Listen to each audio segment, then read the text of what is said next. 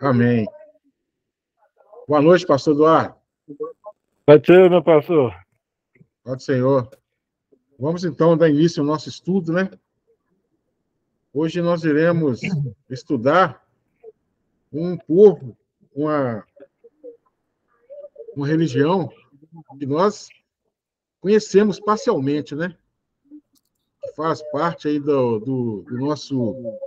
nossa vivência cristã, que é o judaísmo.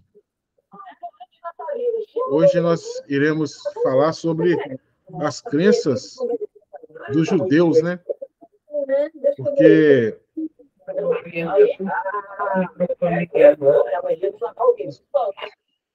isso, pastor, obrigado. Vamos falar sobre os judeus, que é o povo que originou, né, o nosso Senhor e Salvador Jesus Cristo. O Senhor Jesus, muitas pessoas se esquecem, né, que ele era um judeu. Ele nasceu dentro do judaísmo, ele cumpriu na totalidade a lei judaica, mas os judeus, eles não reconheceram Jesus como Deus. E eles não admitem a dupla divindade, a dupla personalidade de Jesus, né? Ou melhor, a dupla divindade, né? Jesus é Deus e homem. As duas naturezas da divindade de Jesus, eles não aceitam de jeito nenhum. Para eles, Jesus foi um profeta como outro qualquer, mas nunca o Filho de Deus. Então, essa é a crença dos judeus. Em Romanos, capítulo do 9 até o capítulo 11, fala da restauração, da queda, né, dos judeus e a restauração deles. Deus ainda tem um plano para eles, um plano de salvação. Mas diferente do que muitos pensam, até mesmo dentro do meio evangélico, muitos pensam que os judeus terão um tipo de salvação diferente para eles. E isso não é verdade. Os judeus, eles serão salvos no corpo de Cristo. Alguns, né, serão salvos no corpo de Cristo. Da mesma forma que Deus preparou a nossa salvação, os judeus também se incluem nesse tipo de salvação. Então, lá em Efésios 2, fala claramente a esse respeito, né, que caiu um muro que separava judeus e gentios. A parede de separação caiu, e hoje Deus só tem um povo, que é a igreja. E essa igreja, ela é composta por judeus e por gentios. Então, a salvação, eu acredito também que vai ser uma salvação em massa dos judeus, porque eles um dia reconhecerão Jesus, mas não é uma salvação separada da igreja. Por isso que eu tenho uma dificuldade em aceitar o que diz respeito ao arrebatamento da igreja, que muitos dizem que a igreja será arrebatada antes da grande tribulação. E eu tenho uma dificuldade muito grande em aceitar essa teoria. Por quê? Porque uma vez a igreja sendo arrebatada, a igreja sendo o corpo de Cristo, não terá mais como ninguém se salvar. Ninguém ser salvo. A salvação será no corpo de Cristo. Então, eu tenho entendimento que a igreja irá passar pela grande tribulação. E os judeus serão salvos, muitos deles também nesse período de grande tribulação, onde eles reconhecerão o Senhor Jesus como Salvador. Aquele mesmo Jesus que lá no passado, quando Jesus esteve aqui, eles rejeitaram. Mas eles reconhecerão, como diz lá o capítulo 11, o Israel será salvo. Mas não todo Israel. Quando se fala o Israel será salvo, nós podemos entender que será aquele remanescente fiel. Assim como há muitos judeus que são salvos no dia de hoje, porque eles são remanescentes fiéis. Então, essa introdução aqui da nossa aula, a respeito do judaísmo, né, dos judeus, mais uma vez ressaltando que os judeus eles não admitem o Senhor Jesus como Filho de Deus, para eles não tem essa relação. Nós vamos falar aqui a respeito das principais crenças dos judeus nesse nosso estudo. Então, vamos compartilhar aqui a nossa tela a respeito aqui dos judeus. Apareceu aí para vocês aí? Sim, pastor. Beleza. Então, o judaísmo, o símbolo do judaísmo é essa estrela aqui, ó. Então, é claro que existe vários símbolos, né, do povo de Israel, do povo judeu, existem vários símbolos, mas essa aqui é o que mais se classifica como uma simbologia do povo de Israel, né, que é chamada a estrela de Davi, que simboliza. Existem outros símbolos, como todas as outras religiões, existem vários símbolos. Nós temos que entender que existe o mito, né, nas religiões, o mito, que é no que se fundamenta a fé. Existe o rito são as práticas que as religiões fazem para ter um contato com o divino, né? E tem os símbolos. Os símbolos é aquele objeto, aquela imagem que mais simboliza a fé dos integrantes dessas religiões, né? E o judaísmo, nós podemos observar a estrela de Davi, nós podemos observar também o menorá, né, que é o castiçal, que também é um símbolo. Nós podemos observar também a Arca da Aliança, que é um símbolo muito forte para os judeus. E em todas as religiões, né, tem essa questão do símbolo. O cristianismo, nós temos como o principal símbolo a cruz, que é o principal símbolo do cristianismo. A cruz era um objeto de tortura, onde era crucificado ali as pessoas no Império Romano. Era um objeto de martírio, né? Um objeto que trazia terror para as pessoas que viviam ali naquela época. Porém, para o cristianismo, ela mudou. Ela passou a ser o símbolo de vitória, porque foi na cruz que Cristo venceu o mundo, Cristo venceu as potestades, Cristo venceu os sistemas, e Cristo venceu a morte e também venceu o pecado. Então, a cruz, para nós, é um símbolo de vitória. Então, veja bem, enquanto os judeus têm aqui a estrela de Davi, o cristianismo tem também a cruz. E tem também um símbolo do peixe, que também é um símbolo cristão. Então, como disse anteriormente, esse símbolo aqui ficou conhecido como a estrela de Davi, e é o principal símbolo do judaísmo. O povo judeu, ele ficou conhecido como os descendentes da tribo de Judá. Por quê?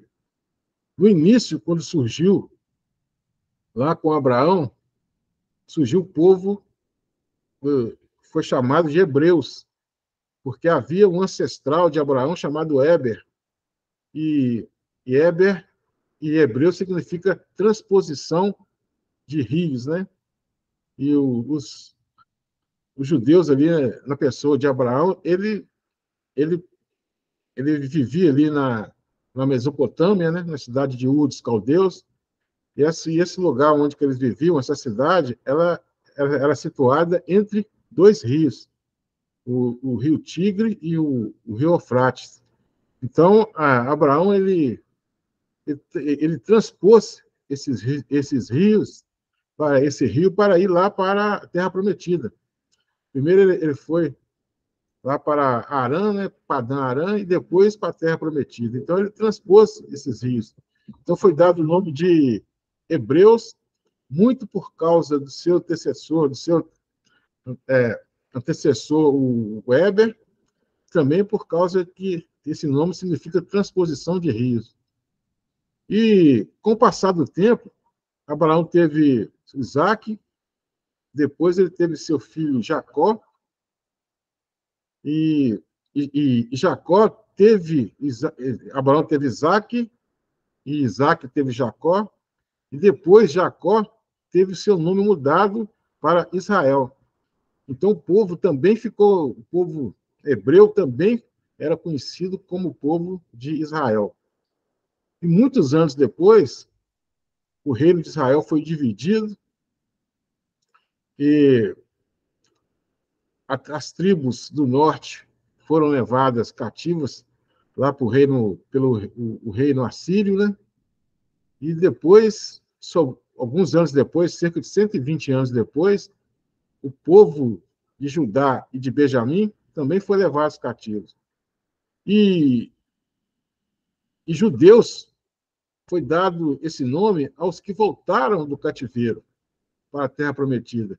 E dali por diante, eles também ficou conhecido como judeus. Então, essa é a história desses nomes. Primeiro, hebreus, depois israelitas e depois os judeus. Então, essa é a história desses nomes. Então, se você falar hebreu, se você falar israelitas e você falar judeus, você está falando do mesmo povo. Então, e eles ficaram conhecidos, né, como descendentes da tribo de Judá, porque Benjamim e Judá, essas duas tribos se fundiram e deram origem ao povo judeu. E as outras 10 tribos que foram levadas cativas para pelo reino assírio, eles nunca mais eles voltaram. Nunca mais voltaram. Eles ficaram dispersos lá pelo mundo, né? E o povo judeu, a tribo de Judá voltou sim. Eles foram levados cativo pelos os caldeus, né, que são os babilônios. Eles foram levados cativos e 70 anos depois, com o edito do rei Ciro, eles tiveram o direito de voltar novamente para a sua terra, que é a terra prometida. Aqui eu já falei muito a respeito aqui desse povo hebreu, né? Aqui tem um texto bíblico que fala sobre esse Éber, que foi o irmão mais velho de Jafé. E aqui, deixa eu ler a citação para vocês da Bíblia, que fala o seguinte: a Sem, que foi pai de todos os filhos de Éber, irmão mais velho de Jafé, também lhe nasceram filhos. Os filhos de Sem são Elão, Assur, Arfaxade, Lude e Arã. Os filhos de Arã são Uz, Jeter e Mas. Arfaxade gerou Salá, Salá gerou Éber.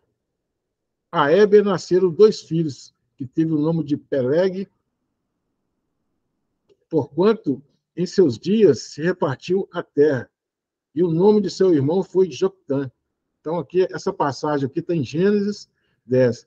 Então, aqui começou a dar origem a esse nome Éber, né? de hebreus, descendente de Éber. E a chamada de Abraão, lá no capítulo 12 de Gênesis, né? Uma chamada que é muito pregada nas igrejas, né? É usada aí de uma forma homilética muito abrangente, aquela chamada, né? E nasce através de Abraão, o povo hebreu. E no decorrer da história, dos patriarcas, ocorreu o relato de Isaac, que teve 2 filhos, né? Esaú e Jacó. E dentre os 2 irmãos, dentre os 2 irmãos que eram gêmeos, Deus elegeu Jacó para qual linhagem o povo se daria. A esse respeito, o relato bíblico afirma o seguinte: aqui é a passagem, né, que que ainda, os gêmeos ainda, né? Não eram nem nascidos ainda. Eles estavam no ventre da, da esposa de, de Isaac, e os dois ali já tinham, Deus já tinha predestinado um. A palavra do Senhor diz que Deus aborreceu a Esaú e amou a Jacó antes dele nascer. Isso nos dá um entendimento a respeito da doutrina da predestinação, porque Deus elegeu Jacó para ser o herdeiro e Esaú para servir o filho mais moço. E todos conhecem a história do nascimento dos gêmeos, né? Que a história de que Jacó nasceu por último e ainda agarrado ali no tetelhado de seu irmão. Mas ele foi preterido, enquanto Esaú foi preterido, enquanto Jacó ele foi escolhido para que se cumprisse a promessa. E aqui é aquela história lá no Vale de Jaboque, onde o Jacó lutou com anjos de Yahvé. Muitos estudiosos eles apregoam que esse anjo de Yahvé é o próprio Senhor Jesus. E eles também entendem, né? Muitos estudiosos entendem que toda vez que aparece essa expressão anjo de Yahvé, é o próprio Jesus que está ali, né? Numa teofania, né? A aparição de Jesus. Aqui é a passagem que demonstra ali essa luta, né, que Jacó teve com o anjo. Certa vez, lá na Getsemane, eu vi um pastor pregando que disse que o anjo ele deu um couro lá em Jacó. E achei muito interessante a pregação dele, porque o texto bíblico não deixa assim tão claro o que aconteceu, né? Mas fala que Jacó ele lutou com o anjo e sobressaiu, né? Porém, o anjo ele tocou ali na, nas partes ali de Jacó e deslocou, né? O nervo do quadril dele, com a articulação da coxa. Então veja que foi uma passagem. Jacó já estava com a idade avançada aqui, e aqui realmente mudou o nome de Jacó para Israel. Evidencia, portanto, que o nome israelita, conferido ao povo de Deus, Jacó teve seu nome mudado para Israel e teve 12 filhos.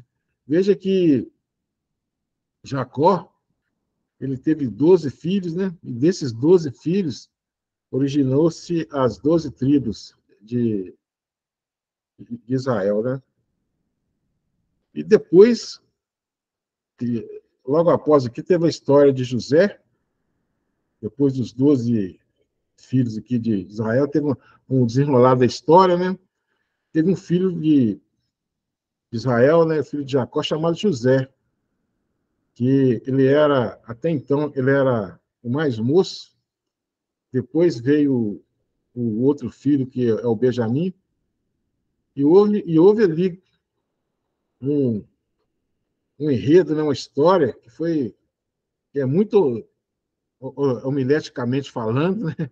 É muito usada também nas pregações, que é a história de José com seus irmãos ali. José se tornou ali o rei, o governador do Egito, né? Só ficando abaixo do faraó, e houve uma grande fome lá na região de Israel. Veja que essa questão da fome lá na Israel era muito comum, porque Israel ele não tinha um rio tão assim que desse condições de ter uma agricultura muito avançada, né? Tinha o Rio Jordão, que é um rio pequeno, se for comparar com, por exemplo, com o Rio Nilo. O Rio Nilo é o maior rio do mundo em extensão, e ele só perde em volume d'água para o Rio Amazonas. Então, o Rio Nilo, atualmente, ele é o maior rio do mundo em extensão. Então, ali, no Egito, quando chovia, o rio inundava e levava ali aquela condição de terra fértil para toda a região. Então, eles nunca tinham essa questão de passar necessidades com diz respeito à agricultura. Veja bem que a sociedade, nessa época, era uma sociedade extremamente agrícola. Tudo era baseado na agricultura. Inclusive, nós temos diversas passagens bíblicas que mostram isso, que a agricultura era a fonte principal ali daquela região, ali do Oriente Próximo. Então veio a fome e o povo ali ficou, o povo de Israel ali, era poucas pessoas, né? Estava lá ainda, Isaac ainda era vivo, né? E Jacó, melhor dizendo, né? Jacó ainda era vivo, e houve aquela história toda lá de José com seus irmãos e tudo, aquela história que nós todos devemos conhecer, né? Relato no texto bíblico, e eles desceram para o Egito. E ali, o faraó, que era assim, tinha José como em grande estima, né? Deu a eles uma condição de morar num dos melhores lugares ali do Egito, que tinha mais condições de plantar e de colher. E nesse lugar, fica na parte mais fértil do Egito, né, que é o delta do Nilo. O Nilo ele nasce e vem descendo e chega ali próximo ali ao mar Mediterrâneo, ele abre um leque, e esse leque é chamado de delta do Nilo. Nós podemos lembrar daquele símbolo do delta lá da matemática, é realmente um triângulo, e ali seria o local onde que tinha mais condição de ter uma boa agricultura. E nesse local foi que o povo israelita foi colocado. Porém, foi passando o tempo, passaram-se os anos, e 430 anos se passaram. E nessa época aqui se levantou um faraó que já não conhecia mais José. O povo de Israel ele se tornou um povo muito forte, porque, segundo os estudiosos, as mulheres israelitas elas tinham capacidade muito grande de ter filhos, né, de procriação. Então, ali, elas, elas criavam, né, elas tinham muitos filhos, e o povo de Israel estava crescendo muito em número, e um povo forte também, um povo saudável, apesar de que nessa época aqui, as condições de vida já eram precárias, né? Mas era um povo saudável. Aí houve aquela questão lá da ordem de Faraó para matar todos os, os, as crianças nascidas, né? Os machos, né? Para matar ali todos e deixar as fêmeas, as meninas. E nesse contexto surgiu ali Moisés, que foi o libertador. Aí a história que todos nós conhecemos, né? Do povo de Israel, de Moisés libertando o povo ali, o povo vindo para o deserto, ficando lá 40 anos. Depois o povo veio e conquistou a terra prometida, né? Expulsando aquelas pessoas que estavam ali, nem todos foram expulsos, né? E depois veio o período dos juízes, que também foi um período longo. Aí veio a monarquia. A monarquia foi um pedido do próprio povo, porque o povo de Israel olhava ao seu redor e via ali que só o povo de Israel não tinha um rei. Os outros povos todos tinham um rei. O povo de Israel não tinha. O povo de Israel vivia sob um regime teocrático, porque Deus era o rei. Deus era o rei de Israel. Então o regime era teocrático. E eles quiseram um rei. Porém, o próprio Deus disse a Samuel, né, que era o juiz, dizendo para ele que não era a ele que eles estavam rejeitando, e sim o próprio Deus. E o povo ali deixou de ser um povo que era sob o regime teocrático e passou a ser sob o regime da monarquia. e o próprio Deus, já consolidado ali, né, na Terra Prometida, na Terra Prometida, que para ser uma nação tinha que ter primeiro um terreno, tinha que ter a lei, né, e tinha que ter também um representante, um rei, né? E eles escolheram ali, primeiramente, o Saul, que foi um rei que, aos olhos do povo, né, foi bem aceito. Aí Saul ele pecou contra Deus, desagradou a Deus, e ainda com seu reinado vigente, ele foi perdeu seu reinado, com seu reinado ainda acontecendo, Davi foi foi, foi consagrado, né, rei, e nesse período de Saul, Davi e Salomão, foram os três primeiros reis, foi o período da monarquia unificada. Nesse período aí só tinha um rei e uma questão da unificação. Nos tempos dos juízes, cada juiz ele atuava em um local e não tinha esse caráter ainda unificado, né? Aqui não, aqui na monarquia, Israel era governada por um rei. E se desenrolou o tempo de 40 anos, aproximadamente, com Saul reinando, aí depois mais 40 anos com Davi e mais 40 anos com Salomão, um total de 120 anos. E, e foi desenrolando a história, primeiramente a história de Saul, depois a história de Davi e depois a história de Salomão. Mas Salomão, ele era um rei sábio, muito sábio. Porém, ele, nas suas alianças que ele fazia com os povos, para manter a hegemonia do seu reinado, ele... Alguém está entrando aqui?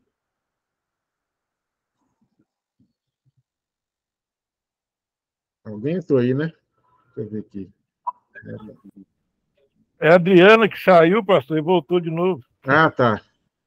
Aí mais ninguém entrou, não, né? Só vocês dois mesmo até agora. Não, é só nós mesmo. Então tá.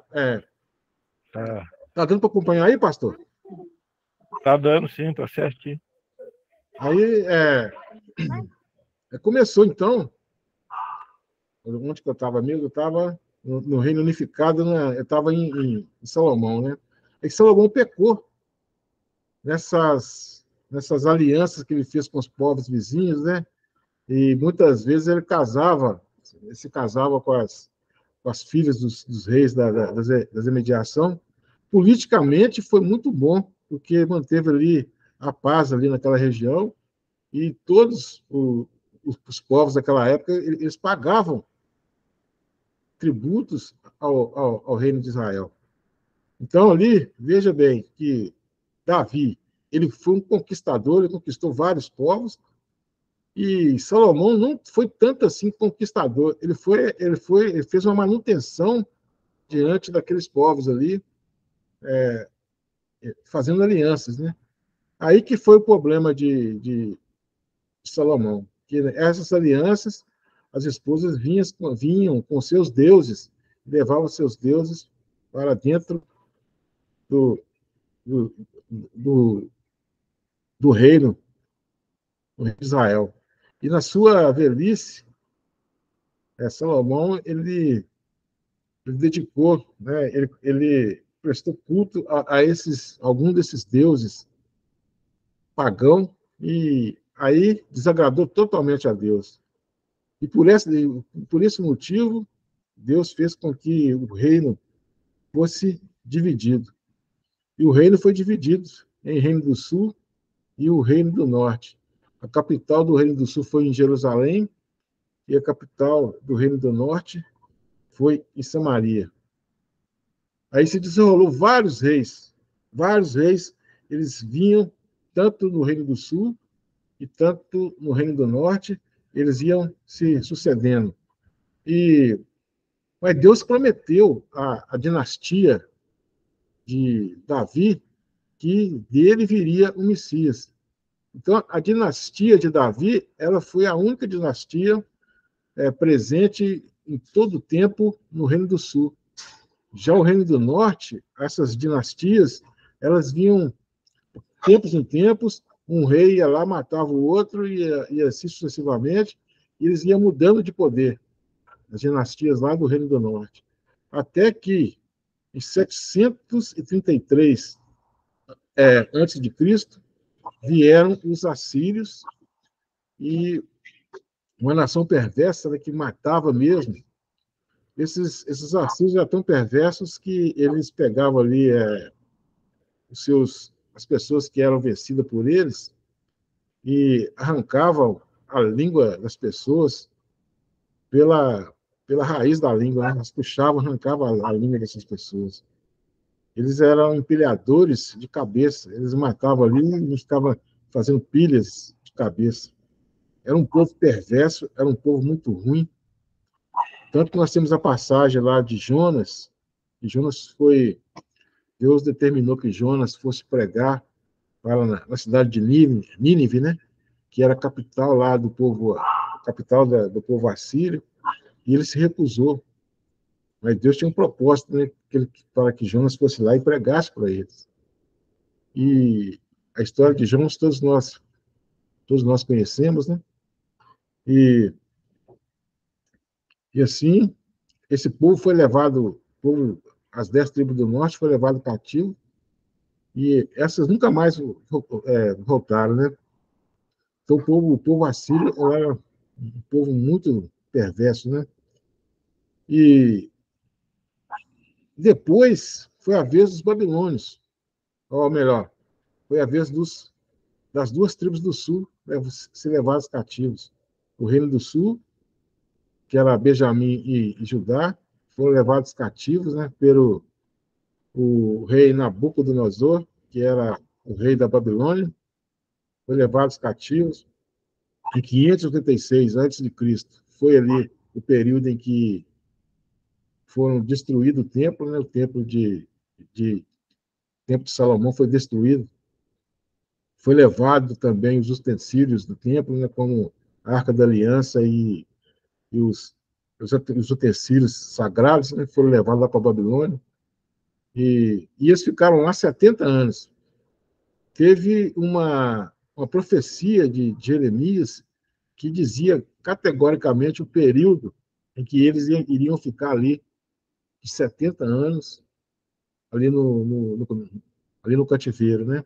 Um período foi previsto, né? E também Isaías, em sua profecia, ele preveu que Ciro iria libertar, iria dar condição do povo voltar muitos anos antes, né? Do rei Ciro nascer. Isaías já, já teve uma profecia dizendo que o Ciro iria libertar o povo. E Deus chama Ciro, na profecia de Isaías, de meu ungido. Veja quão maravilhosa é a história desse povo, né? Que Deus era com eles realmente, né? Aí eles ficaram lá por 70 anos. E nesse momento aqui, o povo que nós vemos, né, que se você for olhar os impérios que surgiram na história, o primeiro império foi o Império Egípcio, né, quando o povo foi levado, o povo permaneceu cativo lá no Egito. O outro império foi os assírios, mas o Império Babilônico foi o primeiro império que se consta naquela revelação, na profecia de Daniel, em que o primeiro império era o Império Babilônico, né, naquele sonho lá que o Nabucodonosor teve, daquela estátua, né?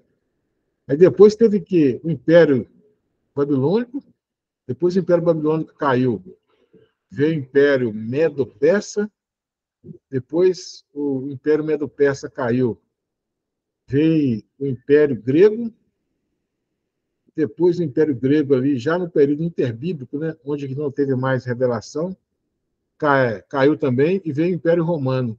E começa a história do cristianismo, né, de Jesus, com já o Império Romano sendo como o império que estava dominando o povo naquela época. Então, aqui, o povo passou 70 anos lá. Aí nós tivemos lá na Babilônia o Nabucodonosor, o Nabonidos, que foi o próximo ali no reino babilônico, né? Aí depois tivemos também o Emil Zerodac, que foi também mais um que. E depois temos aquele último, né? Que foi o Belsazar, aquele que ele estava dando uma festa e ele chamou o profeta lá para decifrar o que aconteceu lá, que de uma mão que escrevia lá. E naquela noite mesmo o Império Babilônico caiu. E aí veio o Império Medo-Persa. O Império Medo-Persa, ele teve também ali os Daríos, né, os Dários, e também teve os Círios, né? Muitos entendem que Dário era um vassalo de Círio, de Ciro, né? Ciro era aquele que era o mandatário, né? Aí sim, Ciro, depois de 70 anos que o povo estava lá, ele assinou o edito para que o povo pudesse voltar para, para a Terra Prometida. Não antes disso, teve uma oração de Daniel, porque já estava se cumprindo o período que a profecia de Jeremias diz que o povo ficaria 70 anos. E Daniel viu que o povo ainda não havia se arrependido, o povo estava nas mesmas práticas. Aí Daniel orou pelo povo, e Deus fez Deus teve a sua providência, né? E muitos entendem que essa oração de Daniel e depois aquele jejum de Daniel foi para que o povo pudesse voltar para a Terra Prometida. Muitas pessoas pregam, né, a respeito dos 21 dias de Daniel, mas não fala qual foi o pedido de Daniel. Os estudiosos entendem que esse pedido de Daniel era para que o povo se arrependesse e voltasse para a Terra Prometida. E assim se cumpriu, né? A bênção ficou retida lá nas regiões celestiais por causa da luta entre, entre os anjos de Yahvé, né? Os anjos de Deus e também os anjos malignos, né? Das hostes malignas. Houve uma intensa guerra ali. Aí veio essa questão de que o povo poderia voltar para a Terra Prometida, que essa era a bênção que tanto Daniel buscava. E o povo voltou. O persa Ciro assinou ali o edito e eles puderam voltar com todos os utensílios, tudo aquilo que, era, que eram usados, né, no, no templo, com exceção da Arca da Aliança, que essa aí desapareceu para sempre. E eu tenho entendimento de que foi até bom que essa Arca da Aliança não aparecesse, porque senão o povo iria ficar adorando essa arca e em detrimento à adoração ao único Deus. Essa condição aqui foi tão dolorosa para o povo de Israel, irmãos, desse passar 70 anos lá no Egito, lá na Babilônia, como muitos ali não voltaram, né? Os que voltaram foram alguns, muitos ficaram por lá mesmo, mas eles perderam aquilo que era mais importante para eles, que era o templo, e também aquela questão de que, se Deus é o Deus Todo-Poderoso, por que eles passaram por tudo isso? Aí eles passaram a refletir que o motivo que eles passaram por toda essa tribulação é que eles não foram fiéis a Deus, adorando outros deuses, né? Aí depois que eles voltaram do cativeiro, chegaram lá em Israel, tiveram aquela, uma luta, né, para poder reerguer os muros da cidade e o templo. Tem a história lá de Neemias, né? Mas uma coisa eles deixaram de uma vez por todas. Eles não adoraram mais outros deuses. Tanto que na época de Jesus, a gente, nos textos bíblicos, né, nos evangelhos, a gente não vê Jesus recriminando o povo judeu por motivo de idolatria. Jesus não fala, não recrimina o povo de judeu por nenhum tipo de idolatria. E sim pela moralidade que eles tinham, né, pela legalidade que eles tinham. Eles aumentaram assim as leis, né? Eles eram muito apegados às tradições. Surgiu posteriormente ali a tradição oral, né? Que eles eram muito apegados a essa tradição oral, que depois deu origem ao Talmud, que é um dos escritos sagrados lá dos judeus, né? Depois foi o relatório por escrito dessas questões de legalistas do povo judeu, do povo judeu, e Jesus recriminou isso, né? Jesus não aceitava isso. Então, a idolatria não estava mais presente nesse povo, né? No povo de Israel, já na época de Jesus. Voltando um pouquinho atrás, né? Depois que os babilônios caíram, vieram os medo-persas, né? Os medo-persas também caíram. Veio os gregos macedônicos, né? E dominaram tudo. E esse domínio dos gregos macedônicos, né? Tinha lá o Alexandre o Grande, que ele dominou ali, foi um fenômeno, né? Que veio ali e dominando, assim, de uma maneira intensa toda aquela região. Ele morreu com 33 anos e tem uma profecia de Daniel que fala, né? Do chifre pequeno, do chifre grande e que se quebrou e veio os 4 chifres notáveis, um chifre notável, depois ele se quebrou e veio 4 outros chifres notáveis também. Muitos entendem que essa é a profecia de que Alexandre o Grande iria morrer. Ele morreu quando muito jovem, com 33 anos. Depois veio os 4 generais que dominaram as 4 regiões ali. O Ptolomeu, que dominou lá no Egito, né, que são os mais importantes, né, são os Ptolomeus e os outros, e o outro que dominou lá na região da Síria, né? E, e esse domínio se deu ali no período interbíblico, né, que nós não temos relatos, né? Nós temos alguns livros que falam a respeito desse período, que são os livros apócrifos, né? Primeiro e segundo Macabeus, que fala da história do povo de Israel nesse período interbíblico, né? E sim começa, então, o momento termina ali com Malaquias, as profecias, né?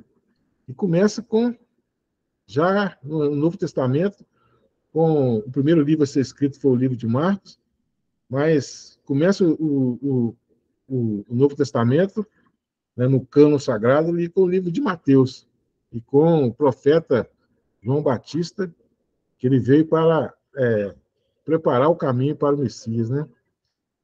Então, tem até uma passagem que Jesus fala que homem nascido de mulher, não há nenhum outro homem nascido de mulher que foi maior do que João Batista. Mas o menor do reino de Deus é maior do que João Batista. Então ele fala o seguinte: ele está fazendo uma comparação da antiga aliança e da nova aliança, né? Qualquer pessoa que está dentro da nova aliança, ela é maior do que João Batista. E na antiga aliança não houve nenhum homem maior do que João Batista. Aqui está fazendo uma correlação da condição de maioridade, tanto da nova aliança em relação à antiga aliança. Esse que é o verdadeiro sentido desse texto bíblico, né? Muitas pessoas também distorcem. Então, houve, portanto,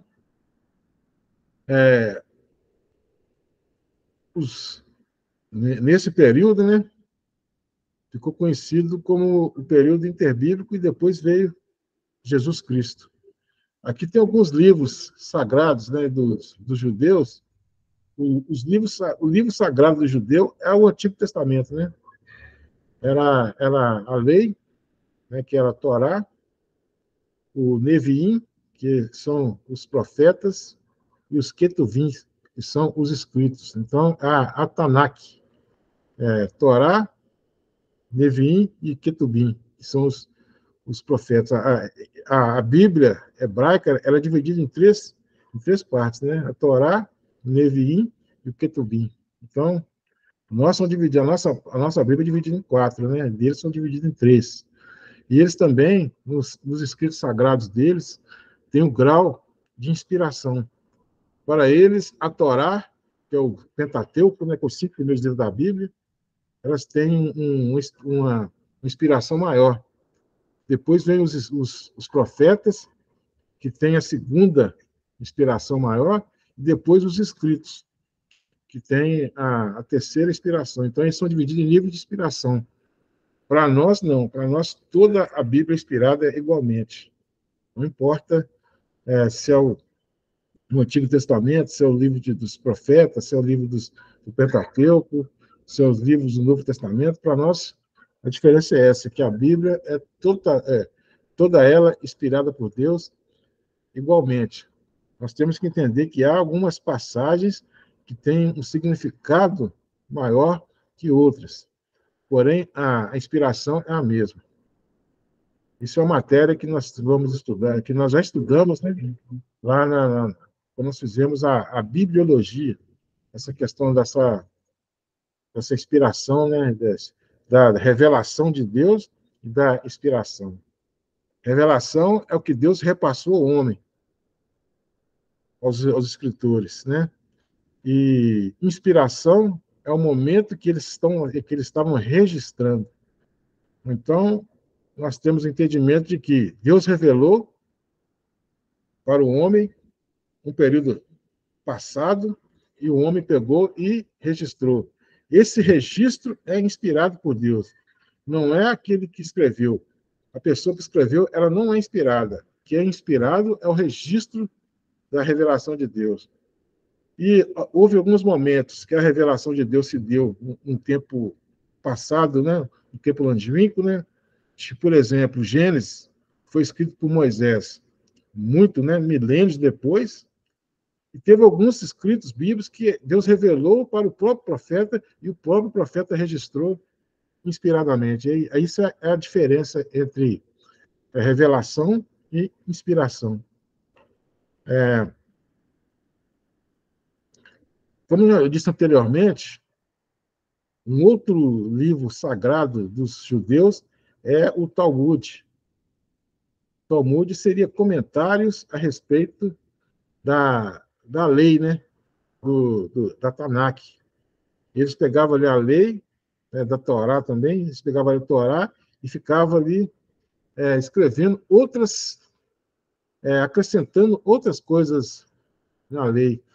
E isso Jesus recriminou, porque nesses escritos deles, eles acrescentavam muitas outras coisas que não estavam no texto original. Inclusive, coisas relacionadas ao sábado, né? Lá, para o povo judeu, até nos dias de hoje, o sábado, você não pode fazer praticamente nada no sábado. Existem alguns lugares que até os elevadores já têm um sistema de que a pessoa não poder esforçar. E esse Talmud, ele veio para delinear esse tipo de coisa. Se a pessoa pode caminhar no dia de sábado, até quantos quilômetros? O que a pessoa pode fazer nesse dia de sábado? O Talmud veio assim para delimitar o que poderia ser feito. E isso muitas vezes, né, ou seja, a maioria das vezes, ou sempre, era uma condição humana e não uma condição divina. Não tinha nenhum tipo de inspiração divina. Então, é a questão do Talmud. E, com o passar do tempo, né, como eu já disse, a lei oral que compunha o Talmud foi escrita pela falta de haver necessidade de repassar por escrito os ensinamentos. Né? Eles tinham necessidade de escrever esses ensinamentos, né? E eles tinham necessidade de escrever esses ensinamentos, aí então eles fizeram o Talmud escrito. Deus usou alguns artifícios, né, para relembrar o povo de Israel a necessidade de estar buscando o que poderia, o que se apontava para Cristo.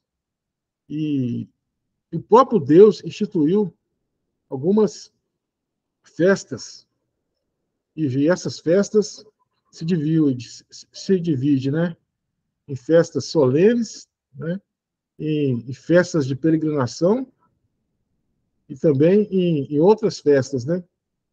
Esses três modelos. As festas solenes são basicamente duas.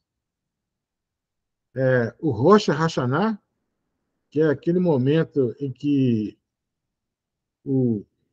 já no início, né, do calendário judaico, tinha um Rosh Hashanah, que é o momento que o povo fica ali 10 dias pedindo perdão pelos seus pecados, se santificando, para que Deus pudesse perdoar os seus pecados. Essa é a primeira festa solene, que é o Rosh Hashanah. E é uma reflexão, né, acompanhada de arrependimento e contrição que o povo buscava para que houvesse uma santidade, né? E isso era feito durante os primeiros 10 dias do ano. E depois desses 10 dias passados, vinham a segunda festa solene. Então, as duas festas solenes são o Rosh Hashanah, que era onde o povo pedia perdão pelos seus pecados. Isso iniciava o ano, né, israelita, dessa forma. E logo após esses 10 dias de contrição, de pedido de arrependimento, de pecados, vinha a festa do Yom Kippur. O Yom Kippur consiste no momento que o sumo sacerdote entrava lá no Santo dos Santos e oferecia sacrifícios por ele e pela nação. Então o povo ficou 10 dias orando, pedindo clamando por salvação, por perdão de seus pecados, né? A questão da salvação era um período, uma questão mais da época do Novo Testamento, né? Aqui eles pediam perdão pelos seus pecados. A festa do Yom Kippur. O sacerdote entrava lá no Santo dos Santos e oferecia o seu sacrifício, ele aspergia o sangue do cordeiro lá na tampa do propiciatório e buscava ali o arrependimento. Uma vez Deus perdoava o pecado da nação, o sacerdote saía lá do Santos dos Santos e proclamava o perdão a toda a nação, e ali começava uma intensa festa, porque eles tinham obtido o perdão no Yom Kippur. O Yom Kippur é também chamado, né, no dia do perdão. Então, essas são as duas festas solenes. Quando você vê falar na Bíblia de festas solenes, está se referindo ao Rosh Hashanah e também ao Yom Kippur, né, o Kippur, que é o dia do perdão. Também tinha mais 3 festas. Essas festas eram as festas de peregrinação, e que o povo judeu estava disperso, né, por várias localidades do Império, né, e eles se reuniam em Jerusalém. Eles vinham para Jerusalém para poder festejar, né, essa união do povo. E a primeira festa aqui é a Páscoa, né, que é o Peshá, Peça, né, que eles falam lá, que os judeus falam, né, que é a Páscoa. E no calendário judaico, é a festa da Páscoa que ocupa o lugar de destaque. É a Páscoa que comemora a saída do povo de Israel lá do Egito, né, que quando estavam cativos lá, que eles saíram, essa é a comemoração da Páscoa.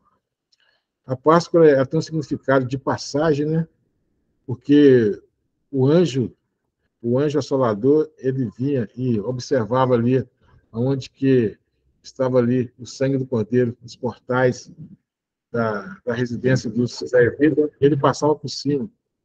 Tanto que morreram todos os primogênitos entre o povo egípcio e também dos animais, tudo que era primogênito ali morreu. E esse é o sentido de passar por cima, né? O anjo assolador passava por cima e não matava os primogênitos dentro das famílias dos israelitas. E depois da Páscoa, passou-se 50 dias e tinha a segunda festa da peregrinação. Depois da Páscoa, depois de 50 dias, tinha o Shavuot, que é o Pentecostes. Veja que Jesus ele morreu na Páscoa, ele ficou 10 dias, 40 dias no meio do povo, e ele foi assunto aos céus, e ele ordenou que os discípulos fossem para Jerusalém, permanecessem ali em oração, e depois de 10 dias, o Espírito Santo desceu no dia de Pentecostes, justamente 50 dias depois da Páscoa, é o Shavuot, o Pentecoste. Aí já houve esse fenômeno, né, relacionado ao Pentecoste. E eles comemoravam, né, lá no Antigo Testamento, esse Pentecoste, porque foi 50 dias depois da Páscoa, né, Deus ele revelou a lei para o povo de Israel, a lei de Moisés. Então, o povo de Israel saiu lá do Egito e depois de 50 dias, lá no Monte Sinai, eles receberam essa, essa lei de Deus, né? Que é o Decálogo, né? E, como já disse anteriormente, o povo de Israel comemora esse recebimento das tábuas da lei 50 dias depois do evento da Páscoa lá no Egito, e o povo, a igreja, comemora o Pentecostes, que foi descido o Espírito Santo sobre toda a carne, profetizada por Joel, capítulo 2, 28. E a outra festa, a terceira festa de peregrinação, era Sucote. Sucote é o mesmo que Cabanas, onde que o povo de Israel comemorava os 40 anos em que eles passaram habitando em cabanas, ali no deserto, antes de entrarem lá na Terra Prometida. Então, essas são as três festas de peregrinação. Toda vez que os irmãos ouvirem falar de peregrinação, festas de peregrinação, lembre dessas três festas, que é a Páscoa, o Pentecostes, né, o Shavuot, e o Sucote, Cabanas. E são as principais festas de peregrinação. E existem também outras festas, né? Essa festa aqui, Hanukkah, comemora a vitória dos Macabeus lá no período interbíblico. Essa festa já não consta na Bíblia, ela consta na literatura judaica, né? E eles também, eles festejam, né, essa vitória dos Macabeus sobre os seus dominadores, né? Existia lá na época lá um, um, um rei chamado Antíoco IV Epifânio, ele profanou o templo, né? E os Macabeus se revoltaram, né? Através de Judas Macabeus, eles se revoltaram e, e venceram, né, os exércitos desse Antíoco IV Epifânio, que também esse Antíoco IV Epifânio é considerado um anticristo, né? Veja que existem vários anticristos. E no tempo no porvir virá um anticristo que é o maior de todos. Fazendo uma relação com Jesus, existiu no Antigo Testamento vários ungidos. Mas quando Jesus veio, ele foi chamado de o ungido. Já como o mundo das trevas ele gosta de copiar, existem vários anticristos e um dia haverá o anticristo. E esse anticristo é aquele que virá e irá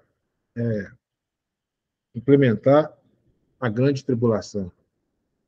E também, depois do Hanukkah, Hanukkah comemora essa vitória dos macabeus sobre os seus opressores. Houve também a festa do Purim.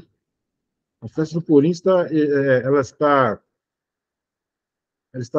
registrada lá no livro de Esther, onde que é, Amã, que era um persa, né?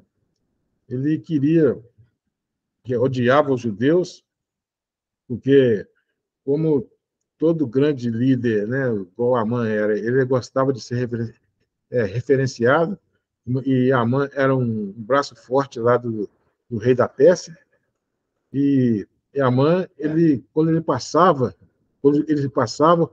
ele observava que os judeus não se curvavam diante dele. E ele tomou um ódio muito grande pelos judeus por esse motivo. Ele queria exterminar os judeus lá da sua região, né? Essa região aqui não era em Jerusalém, era lá na Pérsia. E ele queria exterminar os judeus que ficaram lá, né? E o que acontece? Ele faz um, ele faz um plano, né? Em que o rei, o rei persa, ele assinou embaixo para que os judeus pudessem ser exterminados. Porém, a Esther, que era uma mulher judia, ela, ela, ela se voltou, ela foi escolhida pelo rei para ser uma de suas esposas, e Esther intercedeu pelo povo, né? Pelo povo judeu. Aí o rei, ao invés, como uma palavra de rei não podia voltar atrás, ele continuou com o seu decreto de que o povo judeu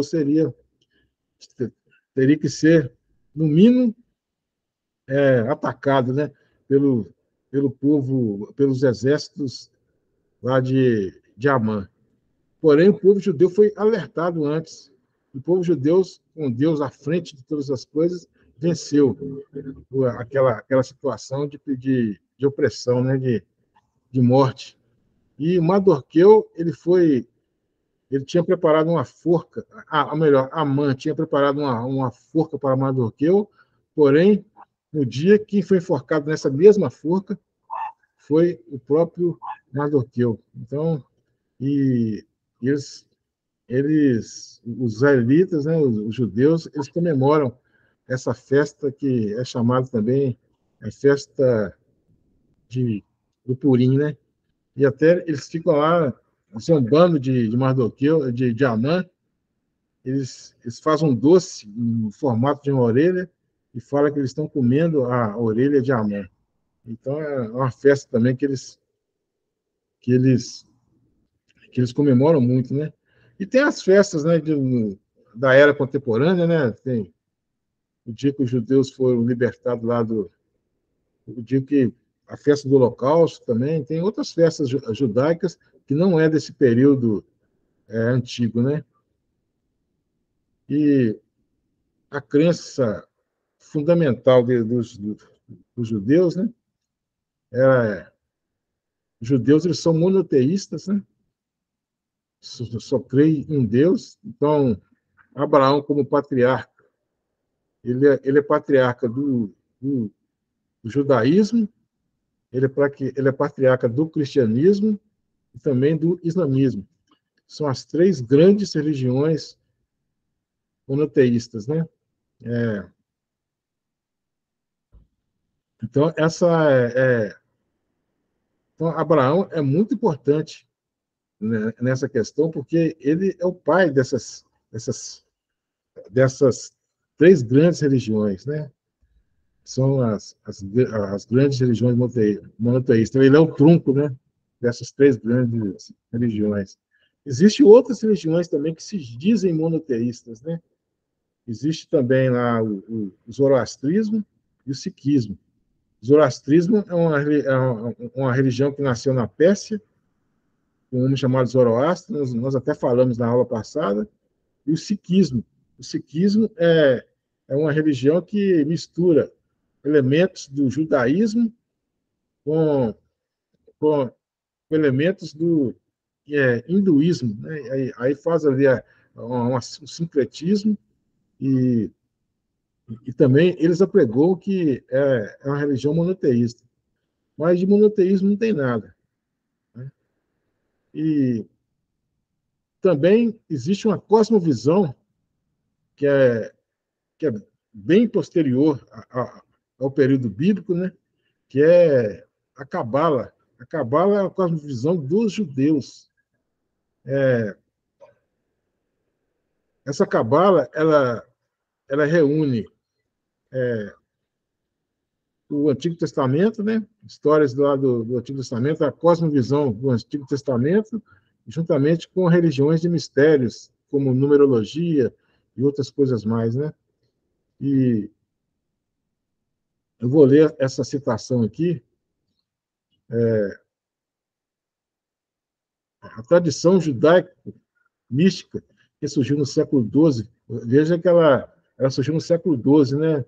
No ano assim de 1000 e pouco, né?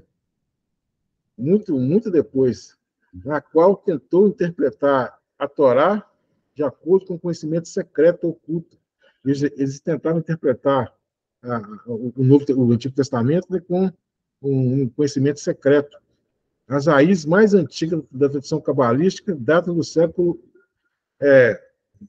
primeiro, século XII, que eu esqueci aqui, ó, é século XII aqui na Palestina, onde os judeus místicos contemplam o trono divino ou carruagem mencionada no primeiro capítulo de Ezequiel. Então, está relacionado também com o capítulo 1 de Ezequiel, que já mencionava essa questão da Cabala, né? Essa afirmação atesta o caráter místico da Cabala, com a mistura da tradição judaica com religiões de mistérios, né?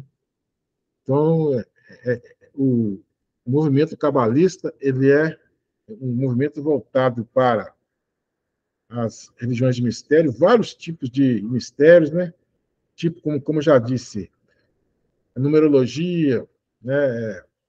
O sincretismo muito grande com questões sobrenaturais que não estão presentes nas Sagradas Escrituras. Eles fazem um emaranhado ali, um sincretismo muito grande com o misticismo, né? Vários tipos de misticismo. Para mim, poder falar um pouco mais a respeito dessa cabala, eu tenho um estudo que fala sobre seitas e heresias que eu detalho mais lá essa questão das concepções de mistérios, né?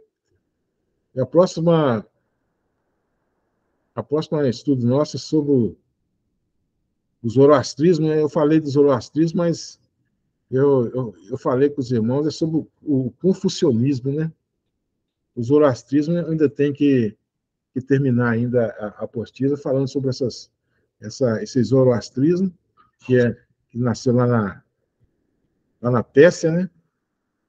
E o islamismo e o sikhismo. O islamismo é de Maomé, né? E o sikhismo vai ser a última que nós vamos falar. Aí eu vou terminar aqui na semana que vem essas três religiões aqui, vou concluir e vou mandar imprimir essa apostila para os irmãos. Depois que a gente, vamos ver se na semana que vem a gente já consegue, mais 2 semanas, a gente consegue falar sobre o zoroastrismo, o islamismo e o sikhismo. E posteriormente eu vou passar uma prova, né? Uma prova para os irmãos de 15 questões, valendo aí o ponto total essa disciplina. Ele dá para passar tranquilamente, pode ter certeza.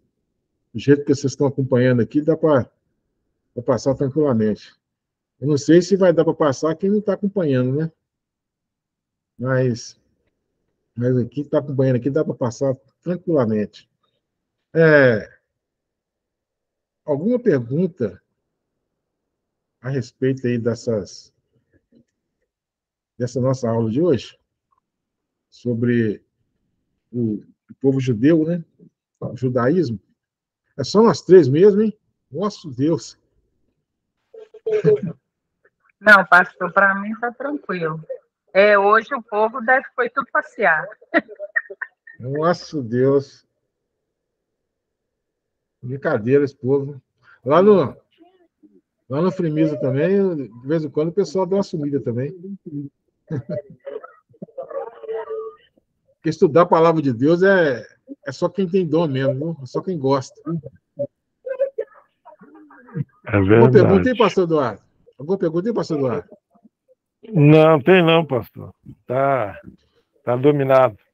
Tá dominado? Tá Então, dominado. interessante. O judeu. Pode falar, pastor?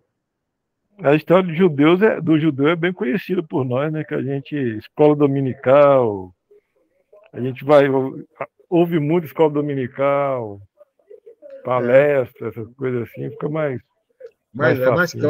mais claro, né? Agora, se falar sobre o sikhismo, falar sobre o zoroastrismo, falar sobre o shintoísmo, até com o islamismo a gente já tem mais um contato, né? Já tem mais noção, né? Quer dizer, pelo menos um pouquinho, né? Um pouquinho tem, mas a gente já vê falar mais, né? Do Islã. Agora, você falar do sikhismo, shintoísmo, né? Animismo, né? Zoroastrismo, confucionismo, nossa Deus. Aí é mais complicado. Mas o objetivo dessas religiões comparadas é isso mesmo. A gente saber que existe essas outras concepções, né? Essas outras cosmovisões do mundo. E a gente conhece mais aqui, é só nosso, né? O cristianismo, né? Mas saber que tem milhões de pessoas, bilhões de pessoas no mundo que professam essas outras religiões. Então, como o senhor falou, a gente conhece mais o que Abraão é o pai, né? O cristianismo. O que foi, menino? O cristianismo, o islamismo e o judaísmo. Abraão, a gente tem mais contato com essas três, a gente ouve mais essas três. Agora, essas outras aí é mais complicado. E existe um diálogo, né, entre essas três religiões. É chamado diálogo intercledal, que é formado só em Abraão e nas religiões monoteístas que surgiram de Abraão, né? Existe o diálogo ecumênico, que é entre as denominações cristãs, né? E o diálogo interreligioso. O interreligioso que é brabo, viu? Esse diálogo. E você tem que dialogar com todas as religiões, tipo essas do Oriente Médio lá também, as religiões né, afrodescendentes, né, essas Umbanda, Quimbanda, então, existe o diálogo também entre essas religiões. Eu, assim, se dialogar não tem problema. Você pode conversar, mas as nossas convicções não podem ser mudadas, né? As nossas convicções é a salvação em Jesus. Jesus é o caminho, a verdade e a vida. Né? Conversar, pode conversar, não tem problema. Né? Então tá bom, então, né? Então vamos. Pastor, eu tô devendo só o mês de dezembro, né? É só. O senhor pagou duas. Dezembro. O senhor pagou duas junto, não foi? Eu acho que foi outubro e novembro. Pagou. Aí em dezembro aí. Mas aí eu vou imprimir as apostilas lá. Eu vou imprimir só para quem pedir, sabe? Só para quem pedir, porque Às vezes você imprime a apostila, os irmãos não pegam, aí você fica com a apostila em casa aqui. Aí não, hein? Aí é ruim, né? Aí é ruim. Aí é ruim. Mas se eu imprimir, pode fazer para mim, que eu vou querer. Beleza. É porque você estudar com a apostila em mãos é melhor. Na hora da prova, com a beleza, né? Na hora da prova, você está ali, você está pesquisando ali. Mas tem outro também, né? Um material a mais também para estudo. É o material também, que eu tenho material de estudo. Eu tenho as postilas tudo guardadas do Coinonia, né? Sim. O que eu fiz lá tem as postilas tudo guardadas ali. Aí a do senhor também, nós temos todas elas ali também, são guardadas. É material de estudo. O dia que eu precisar falar do escafúcio aí do coisa, eu já sei onde está. mas o funcionismo, isso a pessoa já sabe que existe, né, pastor? Eu já sei que existe e sei aonde eu posso pesquisar, né? Você pode pesquisar. Eu já vou ter uma apostila. Então, também você pode entrar na internet, você pode pesquisar. É assim que a gente vai aprendendo. Porque se você vê alguém falar uma coisa e nunca mais não está nem aí, você não vai assimilar. Eu falo sempre com os irmãos aí, conhecimento, em algum momento nós vamos usar ele. É verdade. Em algum momento. Em algum momento o senhor está pregando lá e tal, aí vem uma situação que o senhor possa usar esse conhecimento, o senhor vai usar e vai abençoar a vida dessas pessoas, né? E conhecimento é uma coisa que ninguém tira também, pastor. Só Deus. É verdade. Só Deus, quando quiser nos levar lá para a glória, que Ele vai levar nós com o nosso conhecimento com tudo. Mas, fora isso aí, ninguém tira. Verdade. Então tá, turma. Então vamos orar, então, vamos encerrar. Vamos. Senhor Deus, nosso Pai, nós te agradecemos por esse momento que nós passamos juntos aqui, aprendendo da tua palavra. Pai amado, Pai querido, que o Senhor dê mais comprometimento aos outros irmãos que estão participando, porque essa aula não é só para o pastor Eduardo, o pastor Adriano, não é só para mim, esse estudo é para todos nós. Pai amado, que conhecimento ninguém tira, somente o Senhor. E nós um dia, haverá necessidade de nós usarmos esse conhecimento em uma situação específica. Pai amado, eu te agradeço pela vida do pastor Eduardo, da pastora Adriana, te agradeço pela vida do pastor João, da pastora Geórgia, e, Pai amado, que o Senhor venha estar abençoando grandemente todos os integrantes do Seminário Batista da Família, que somente o seu nome seja honrado e glorificado no nosso meio. Assim eu oro e te agradeço. Em nome do Senhor Jesus. Amém. Amém. Amém. O amor do nosso Deus, a graça do nosso Senhor Jesus Cristo e a doce consolação do Espírito Santo esteja com todos, não só hoje aqui no Seminário Teológico Batista da Família, mas também por toda a Igreja do Senhor espalhada pela face da terra. E que haja paz e salvação na nação de Israel. Todo aquele que tem fé pode dizer amém? Amém. Amém. Fala amém aí, Maria. Fala amém aí, Maria. Fala amém, Maria. Fala amém, Maria. Então, boa noite, irmão. Deus abençoe vocês, viu? Com Deus, pastor. Boa noite, pastor. Com Deus. Abraço. Tá, obrigado.